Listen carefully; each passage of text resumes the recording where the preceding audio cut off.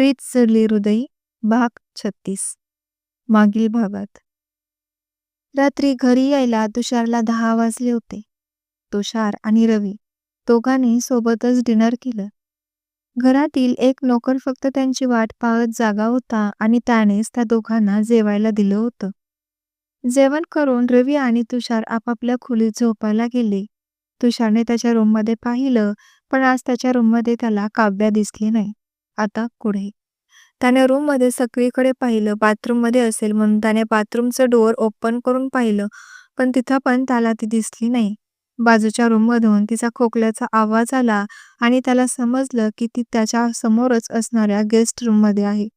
तिच्या आवाजाने तुषारच्या चेहऱ्यावर एक हलकी गोड स्माईल आली. त्याने पटकन अंगावरील कपडे काढले. बाथरूममध्ये फ्रेश होऊन त्याने अंगावर नाईटवेअर ड्रेस चढवला. फ्रेश होऊन तो बाहेर आला. त्याला आता काव्याला पाहायची इच्छा होत होती. काव्या मस्त रूममध्ये बेडवर एकटीच झोपली होती. तिने डोळे बंद केले होते. ती नेटकीच औषध घेऊन झोपली होती. तुषारने थोड्या वेळ तिच्याकडे पाहिलं. झोपेतही तिचं सौंदर्य त्याला मोहून टाकत होतं. तुषारची नजर तिच्या शेजारील टेबलवर पडली. तिने आजच्या गोळ्या औषधांचा डोस घेतला होता. त्याला खात्री झाली तसा तो रिलॅक्स झाला. थँक्स गॉड हिने औषधं घेतली. त्याने एक सुटकेचा उसासा सोडला. मनात आपण तिच्यासाठी थोडंसं लवकर घरी यायला हवं होतं ही भावना पण खंत करत होती. पण पोलीस स्टेशनला जाऊन साक्षी आणि जावेदला जाब विचारलं पण तेवढंच महत्वाचं होतं आणि म्हणून तो तिकडे गेला होता. मध्यरात्री 3च्या सुमारास काव्याला जाग आली. डोळे अजूनही बंदच होते, पण ती कोणाच्या तरी बलदंड बाहूमध्ये सामावली आहे याचं तिला भान झालं. तिने हलकेसे डोळे उघडे करून पाहिलं. तुषार तिच्या जवळ झोपला होता आणि ती त्याच्या हाताच्या विळख्यात होती. ती त्याला अगदी जवळून पाहत होती. मंद प्रकाशाच्या लाईटमध्ये तो तिला खूप सुंदर वाटत होता. तो आपल्या जवळ इथे कसा? क्षणभरासाठी या विचाराने ती गोंधळली. तिने उठून त्याच्या पासून बाजूला होण्याचा प्रयत्न केला, पण त्याची ताकद जास्त होती. त्याच्या घट्ट पकडीतून तिची सुटका झालीच नाही. खूप वेळ प्रयत्न करून ती थकली. तिलाही झोप आवरत नव्हती. शेवटी त्याच्या उबदार मिठीत नकळत तिचे डोळे पुन्हा बंद झाले. तिला पाहून तुषारने हळूच एक डोळा उघडून पाहिलं. ती झोपली होती. तुषारने पुन्हा तिला घट्ट मिठीत पकडलं. चेहऱ्यावर गोड स्माईल पसरली. दिवसभराच्या थकव्याने त्याला तिच्या मिठीत जरा रिलॅक्स वाटत होतं. काही वेळाने तो पण झोपून गेला. सकाळी सकाळी काव्याचा अलार्म वाजला. आवाजाने ती जागी झाली. तिने तिचे डोळे उघडले आणि मग अलार्म पाऊस करून तिने एक मोठा आळस दिला. आणि आता ती पूर्ण जागी झाली होती. अंगाखाली असणारा मऊ मुलायम बेड पाहून आपण देसाई होममध्ये आहोत याचं तिला भान झालं आणि तिला काल रात्रीचा प्रसंग आठवला. तिला तुषारची आठवण झाली. तो रात्री तिच्या सोबत झोपला होता हे तिला स्पष्ट आठवत होतं, पण आता तो निघून गेला होता. ती पटकन बेडवरून उठली. तिने त्याला पूर्ण गेस्ट रूम मध्ये शोधलं, पण तो तिला तिथे दिसत नव्हता. काल रात्री नेमकं काय झालं? ती विचारात पडली होती. तिला आता सगळं स्वप्नगत वाटत होतं. ती बाथरूममध्ये गेली. तिने तिच्या चेहऱ्यावर ओंजळीनं पाणी टाकलं. तुषार तिच्या जवळ येऊन झोपला होता. या गोष्टीवर तिचा विश्वास बसत नव्हता, पण आता तो रूममध्ये नव्हता. ती उठायच्या अगोदरच तो तेथून निघून गेला होता. उठलीस बाय? दरवाजावर टकटक आवाज आला तसं ती विचारातून बाहेर आली. सुशीलाताई दरवाजात उभा होत्या. त्यांच्या मागोमाग राणीही थांबली होती. या ना आंटी, ये ना राणी, काव्या चेहरा निर्विकार ठेवत बोलली. कशी आहे तब्येत? राणीने तिला बेडवर बसत विचारलं. बरी आहे आता. तरी म्हणतच होते मी, पण ही ऐकते कुठं? तुला पाहण्यासाठी व्याकुळ होती. नाश्ता पण केला नाही. सुशीलाताई राणीकडे पाहत म्हणाल्या. काय ऐकलं मी राणी? तू नाश्ता केला नाही? काव्याने राणीकडे पाहत विचारलं. फक्त मीच नाही तर आंटने पण नाश्ता केला नाही. राणी सुशीलाताईकडे पाहत म्हणाली. हो, चला आता दोघी पण खाली. मला आता खूप भूक लागली आहे. सुशीलाताई म्हणाल्या तशा राणी आणि काव्या खाली किचनमध्ये जायला निघाल्या. जाताना काव्याची नजर तुषारला शोधत होती, पण तो तिला कुठेच दिसत नव्हता. तिघी पण डायनिंग टेबलवर बसल्या. श्याम साहेबांनी नाश्ता केला का? जरा बघून ये. नसेल केला तर त्यांना पण इकडे घेऊन ये. सुशीलाताईंनी लोफराला ऑर्डर दिली. त्या मिलिंद देसाईविषयी बोलतात हे काव्याच्या लक्षात आलं. काही वेळ शांततेत गेला. थोड्याच वेळात श्याम व्हीलचेअरवरती मिलिंद देसाईंना घेऊन आला. श्यामने त्यांना हळू सुशीलाताईंच्या चेअरजवळ असलेल्या रिकाम्या चेअरवर बसवलं. थँक्स, यू कॅन गो नाव. देसाई साहेबांनी हळू श्यामला जायची परमिशन दिली. तसा तो निघून गेला. Good morning uncle. राणीने त्यांना मॉर्निंग विश केलं. Good morning everyone. ते पण त्याच उत्साहात बोलले. अरे वा, आज नाश्त्याला माझ्या फेवरेट काजूचा शिरा बनवला आहे.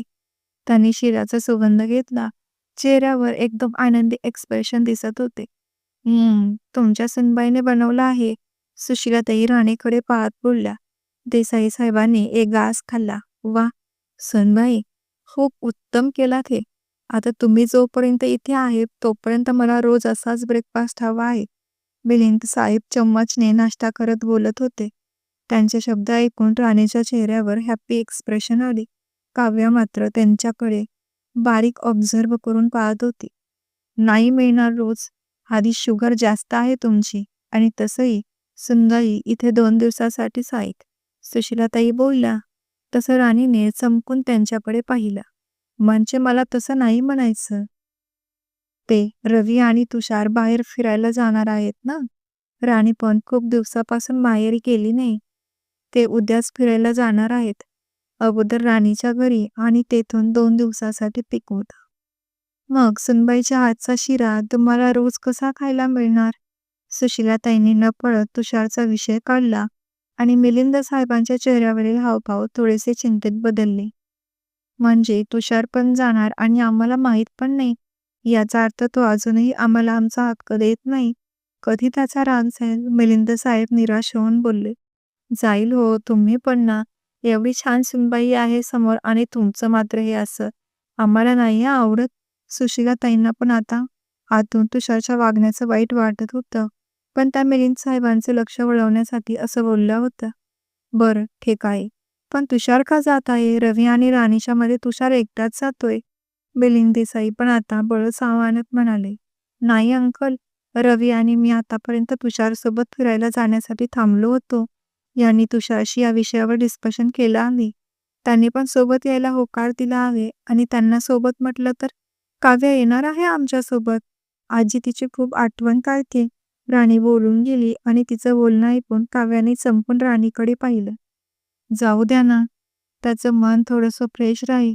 नाहीतरी नेहमी ऑफिसच्या बाहेर घ्यायला त्याला वेळ कुठे असतो. कधी जात आहे तर जाऊ दे त्याला त्याच्यासोबत. तन्वीच्या आठवणीतून थोडंसं मोकळं वाटेल त्याला. आपल्याला पहिला तुषार परत मिळेल. सुशीलाताईंच्या तोंडून तन्वीचं नाव ऐकून सगळेच 1 मिनिटासाठी शांत बसले. प्रत्येकाच्या नजरेत तिची एक वेगळीच इमेज होती. पण तिच्या नावाचा प्रभाव काव्या आणि मिलिंद देसाईंवर जास्त पडला होता. शेवटी सुशीलाताईंचं म्हणणं देसाई साहेबांना पटलं. नाश्ता झाला होता. सगळे आपापसात गप्पा मारत होते. रवी राणी दोघेही रशामधील गोष्टी शेअर करत होते. काव्याला मेडिसिन द्यायचं होतं म्हणून ती वरती तिच्या बेडरूममध्ये आली. तिने मेडिसिन घेतलं आणि थोड्याच वेळात तिचे डोळे आपोआप बंद झाले. आज पण तुषारला घरी यायला लेट झाला होता. काव्याच्या किडनॅपिंगमध्ये त्याचं ऑफिसकडे जास्त लक्ष राहिलं नव्हतं. शिवाय त्याला आता रवीसोबत पिकनिकसाठी पण जायचं होतं. म्हणून तो वेगाने काम करत होता. आज त्याला वेळेचं भान राहिलं नाही. रात्री उशिरा तो घरी जायला निघाला.